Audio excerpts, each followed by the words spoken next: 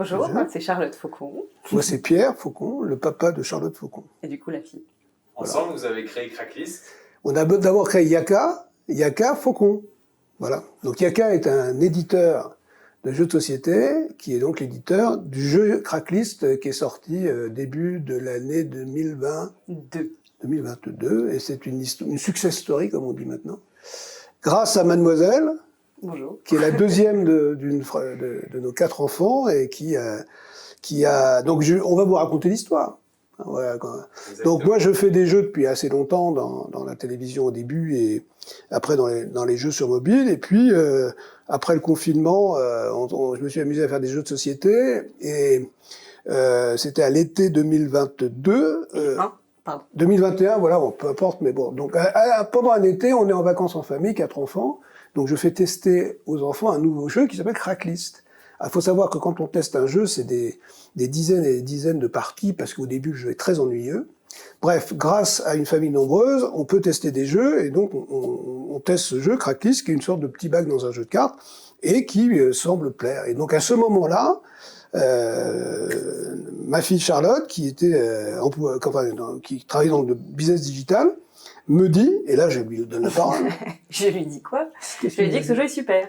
Et que il faut que ce jeu existe partout, pour toutes les familles, que s'il nous plaît à nous, il va normalement plaire à beaucoup.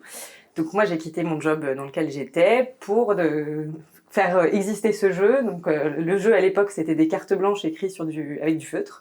Donc il fallait créer le design de la boîte, trouver où on allait le fabriquer, comment on allait le vendre, même si au début on avait quand même commencé à se dire on vient pas du monde du jeu de société, on va plutôt taper aux portes des professionnels. Qui nous ont dit ça ne marchera jamais.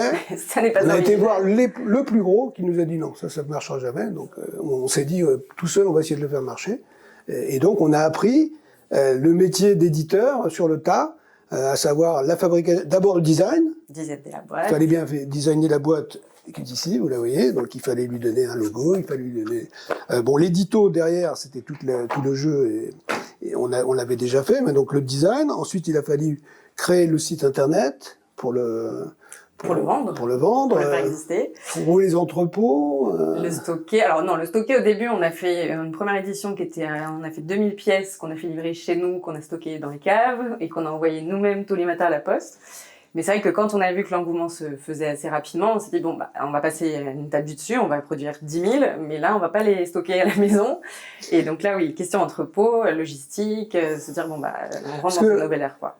En fait, pourquoi c'est une success story? Parce que jusque-là, ce qu'on vous raconte, c'est, je pense, il y a énormément de créateurs de jeux de société, même s'il n'y a pas toujours le côté familial, mais il y a plus de 1000 jeux. Créer un jeu, essayer de le fabriquer, faire des prototypes, tout ça. Là. Nous, ce qui est exceptionnel, c'est que quand le jeu est sorti, ça a été fulgurant le succès. On a atteint 10 000 exemplaires en 3 mois, ce qui était phénoménal dans le milieu. On n'a jamais vu. Pourquoi? Parce que Charlotte avait mis au point un dispositif un peu disruptif sur le digital, puisqu'on a fait beaucoup de pubs avec les moyens du bord sur Facebook, Instagram, les réseaux sociaux. Et les jeux se sont vendus sur le site, puis avec le bouche à oreille, se sont vendus de plus en plus. Les gens les réclamaient dans les boutiques classiques. Et donc on a été repéré par un distributeur qui, évidemment, les distributeurs qui nous avaient dit que ça marcherait jamais, quand ils ont vu que ça commençait à marcher un petit peu, ils se sont dit tiens, on s'est peut-être trompé. Et bref, on a été sollicité et donc on a été distribué. Donc d'abord, on sort tout seul le jeu avec Charlotte. Ensuite arrive la Fnac. La Fnac, pardon. La Fnac nous a repéré, déjà. Ça, c'était quand même assez fou de rentrer à la Fnac sans distributeur. On a eu beaucoup de chance d'une certaine manière, grâce à un ami d'amis qui a fait jouer à notre jeu à un dîner. Et il se trouve que cet ami d'amis, c'était le directeur commercial de Fnac et qui a dit il a un coup de cœur, et voilà. Il faut qu'il existe. Donc on est rentré dans les rayons de la Fnac pour l'été 2022. Et donc, petit à petit, en fait, les gens commencent à réclamer le jeu dans les boutiques, où nous, on était disponible que sur digital, donc les boutiques nous contactaient en direct pour qu'on les livre.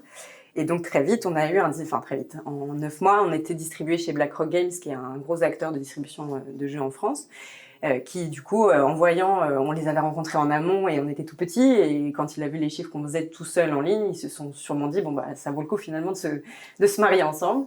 Donc maintenant, on est avec eux et ça a du coup forcément accéléré la distribution de Cracklis parce que quand vous avez le distributeur, vous commencez à être distribué dans toutes les boutiques de jeux spécialisées, les bars à jeux, les magasins spécialisés type Fnac, Cultura, etc., Amazon. Et donc là, on a pris une dimension un peu Alors, et donc, plus grande.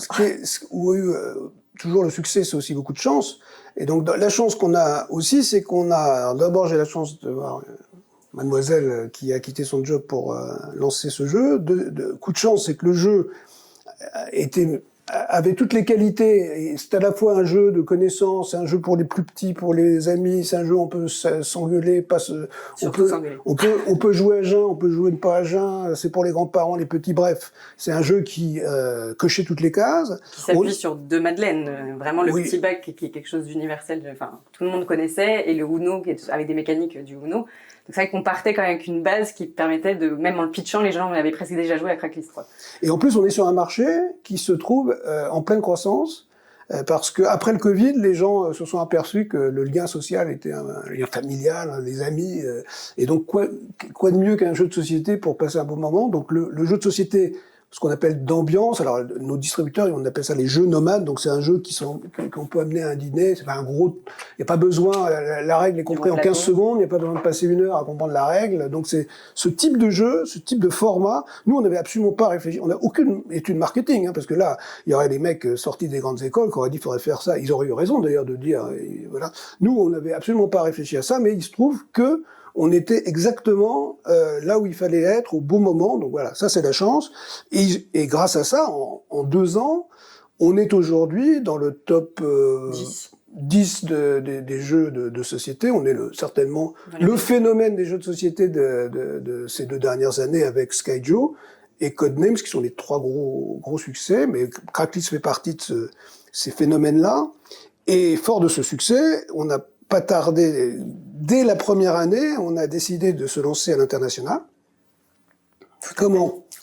D'abord en se posant la question de est-ce que le petit bac existe dans tous les autres pays ? Est-ce que c'est autant une madeleine que chez nous ? Est-ce que c'est aussi facile d'en parler ? Et en fait, il se trouve que dans tous les pays, il y a un petit bac. En Espagne, ça s'appelle Elstop. En Allemagne, c'est Stadtlandfluss, que je dis très mal. En Angleterre, c'est jeu de catégorie. Et donc, c'était parfait parce qu'en fait, le Uno étant quand même ce qu'il est internationalement connu, le petit bac dans toutes ces langues existantes, il y a eu un gros boulot d'adaptation locale pour que il y ait les mêmes émotions qu'en français. Mais très vite, donc ouais, on a adapté le jeu dans toutes les langues et on l'a sorti du coup quasiment 1 an après, mais en Allemagne, en Angleterre, en Espagne, c'était. Et on a dû recruter. Et qu'est-ce qu'on a fait ? On est allé chercher du côté de la famille, parce que quand il y a des talents, il faut l'exploiter très vite. Donc la petite sœur est arrivée pour nous rejoindre. On a débauché, elle était en poste en marketing digital, et donc elle a repris toute la partie acquisition, parce que comme notre modèle, l'idée c'était de dupliquer le modèle qu'on avait prouvé en France, qui était vraiment un lancement en solo, en ligne, en se distribuant tout seul, avec un bon investissement en marketing digital. Et donc, on a dupliqué ce modèle-là et la croissance suit très bien son cours sur tous les pays. Et notamment, on a lancé les États-Unis aussi, qui était là, pour le coup, une autre échelle de marché en approche. On se disait, on teste. Et ce qui est génial avec le digital, c'est c'est un peu de test and learn. Et si ça prend, on voit très vite, on mesure très vite si ça engage.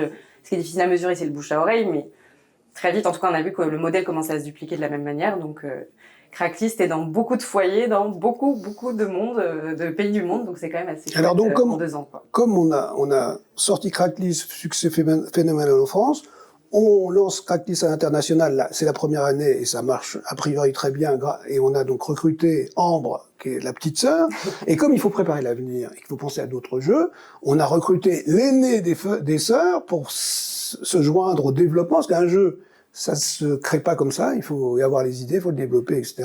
Et donc on a sorti donc on a maintenant une société vraiment familiale. Sur les 4 enfants, il y en a 3 avec qui on travaille. Donc on a sorti Crackworld au septembre dernier. Donc c'est Crackworld, ça n'a rien à voir en termes de cible entre guillemets. On est plus sur un jeu de réflexion, un jeu un peu, mais on est sur le même format, c'est-à-dire des cartes, un jeu nomade, un jeu pas cher, moins de 20 €, et qui permet de passer des parties de 20 minutes. Enfin, et donc ça, c'est un jeu qui nous tient beaucoup à cœur parce que il est formidable. Moi, j'y joue tous les samedis au café avec ma femme. Très agréable, très agréable. Voilà. Et on prépare d'autres jeux qui seront lancés l'année prochaine. Donc on est devenu vraiment un éditeur, donc une espèce on va dire de hasard, de vacances c'était dans les Alpes où Charlotte décide de démissionner pour lancer ce jeu, fait qu'aujourd'hui on est un des éditeurs qui monte parmi les éditeurs français de jeux de société, et avec un succès à l'international et plusieurs jeux en préparation, et on compte bien poursuivre et devenir un des grands éditeurs de jeux sur le marché français et international.